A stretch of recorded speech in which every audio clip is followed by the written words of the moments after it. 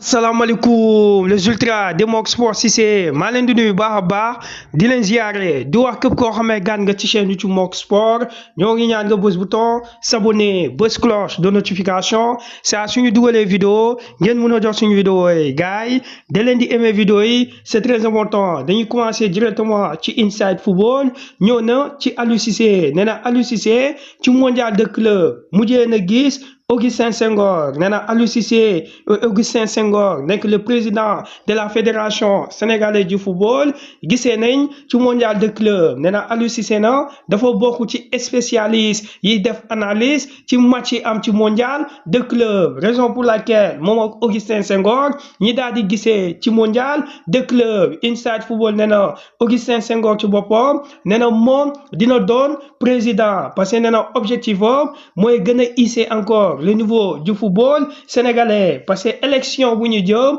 moom ak Augustin Senghor candidat la Inside Football daal di ñëw ci Assane Diao le jeune attaquant sénégalais nee na malgré Assane Diao dafa blessé ci biir saison bi match yi des ci équipe de Como ci Serie A footballul moom Assane Diao waaye ba léegi moo ngi ci liste xale yi nga xam ne mu ne ñu nekk Golden Boy parce que Assane Diao quand même def na une saison exceptionnelle nee na gis nañ que Souleymane Faye le jeune attaquant sénégalais te mu nekk ci Real Betis te contrat am war a dem jusqu'à 2028 moom na ci équipe de réserve Real Betis la doon football gis nañ que defoon na top performance ci saison bu ñu jugee tax na en ce moment ñaari club ñoo ngi ci dossier waaw Souleymane Faye équipe bu mel ni Cadiz ak équipe bu mel ni Granada bëgg nañ ko jënd ci Real Betis waaw parce que Souleymane Faye moo ngi toj réserve bi mais footballagul carrément ci équipe A bi moo tax Cadiz ak Granada Inside Football nee na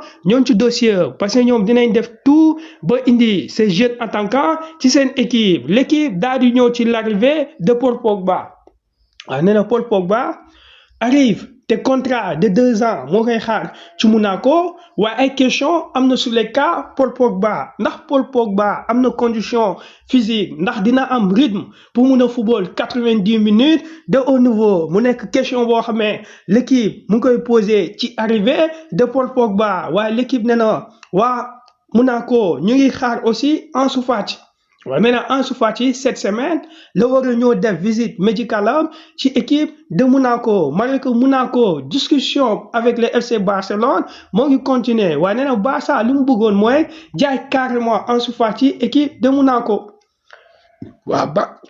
Barça loolu moo ko gën a jaay Ansu Fati équipe de Monaco waaye gis nañ que waa Monaco dinañ ko am sous forme de prêt et en même temps aussi salaire Ansu Fati waa Monaco ñoo ko war a fay loolu nag l'équipe indi na information boobu nee na daal Barça daal dafa bëggoon jaay Ansu Fati la Gazzetta daal di ñëw ci Yıldız le jeune prince de Juventus de Turin nee na Yıldız daal moo ngi porter Juventus de Turin ci mondial de club parce que xale bi football rek lay def te Juventus se retrouve waaye la Gazzetta nee na attention gis nañ que Lautaro Martinez ci Inter de Milan ba léegi moo ngi ci forme waaye nee na Lautaro Martinez joueur Inter de Milan ci Ballon d'Or bu ñu jëm war na bokk ci podium bi tellement que ren li mu def ci saison ci wàllu performance c'est exceptionnel loolu la Gazzetta moo ko wax daal di wax ne na Allegri moo ngi ci Milan Allegri dafa bëgg a construire une équipe solide nee na d'ailleurs ça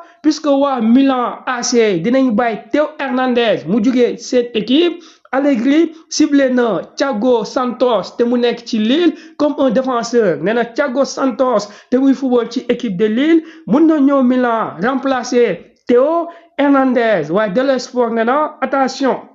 Victor Osimhen mun na jógee Galatasaray mun na bañ a ñëw Juventus waaye mun na dem Al Hilal parce que na Al Hilal def nañu offre bu mag waaw nee na Al Hilal déjà clause libératoire de Victor Osimhen muy 60 millions d'euros ñoom pare nañ pour fay 60 millions d'euros en même temps Victor Osimhen Al Hilal li mu ko proposé comme salaire dafa bëri parce que waa Al Hilal dina pare nañ pour fay Victor Osimhen 40 millions d'euros par an maanaam 40 millions d'euros par an mun na ko toucher ci Al Hilal moo tax Daily Sport nee na Victor Osimhen est en pleine réflexion express daal di ñëw ci Manchester City nee na malgré que ñu ngi tudd que Gundogan mun na fa jugee de même que Bernardo Silva waaye gis nañ que démbo ci mondial de club ba Manchester City di anonymiser Al-1 di ko dóor score gis nañ que ce jour football nañ waaw maestro yi football nañ muy Gundogan muy Bernardo Silva waa Express nee na kii ñëw te mu bees ci équipe bi te mu doon aussi yaakaar espoir de City muy Cherki démbo dugal na d'ailleurs Pep Guardiola selon Express wax na ci moom nee na adapté na avenir la pour le football des citizens moo tax Express nee na waa Manchester City ñoo ngi construit te Pep Guardiola pare na pour delloo encore équipe bi ci nouveau nee na attention côté Liverpool après le départ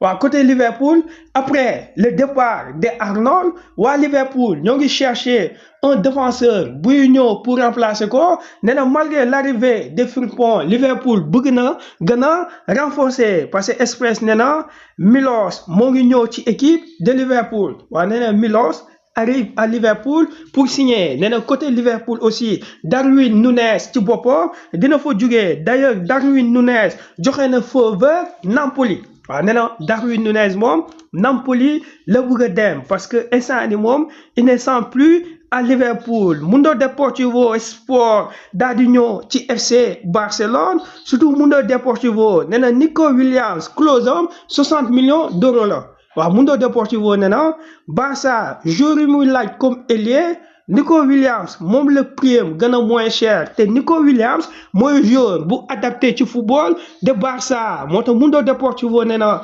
Barça dina def tout ba indi ko nee na d'ailleurs Deco posé nañ ko question lu yaatu ci wàllu probable transfert de Barça et il a été clair moom Deco que waa Barça soxla nañ Nico Williams waaw nee na ñoom waxtaan nañ ak agent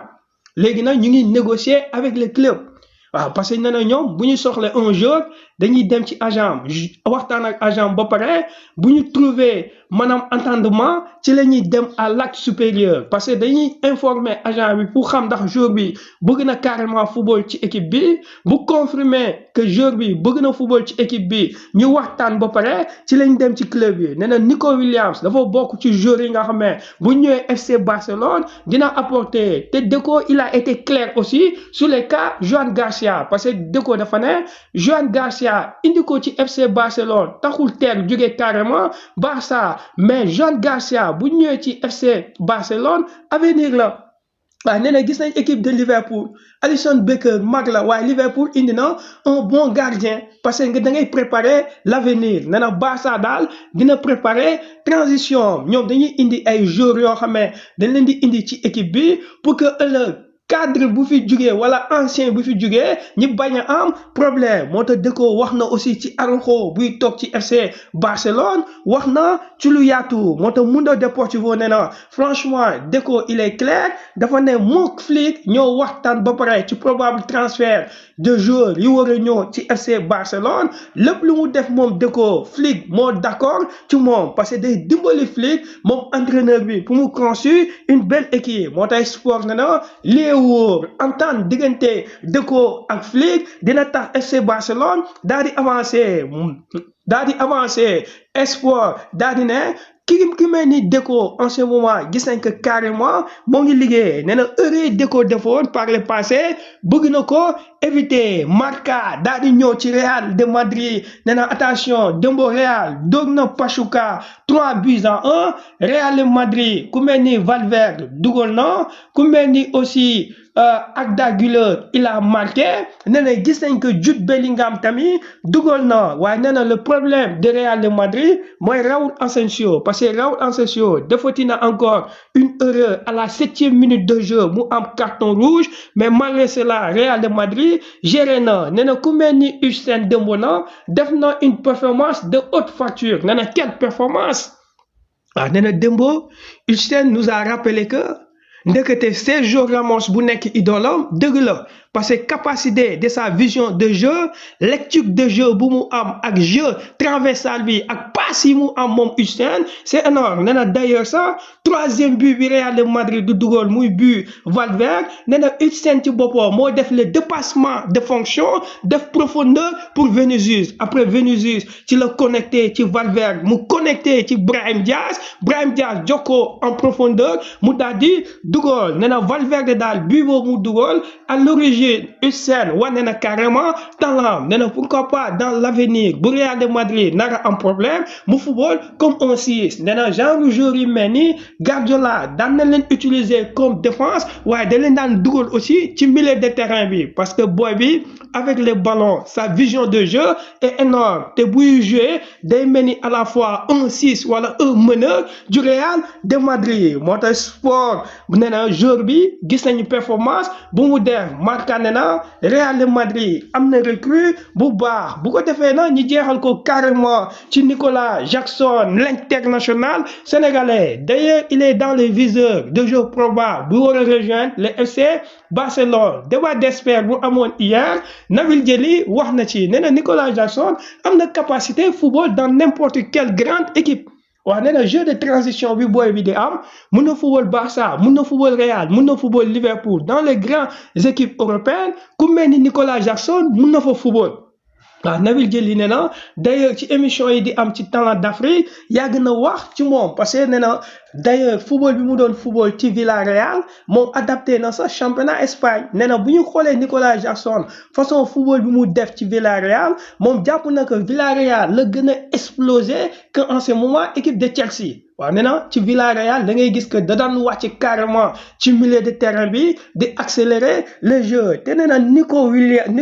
Nicolas Jackson moo ñoom Nico Williams ba ci Lamine Yamal ba ci Assane Diao c'est le même style de jeu waaw loolu la nee na c'est vrai que technique yi bokkuñu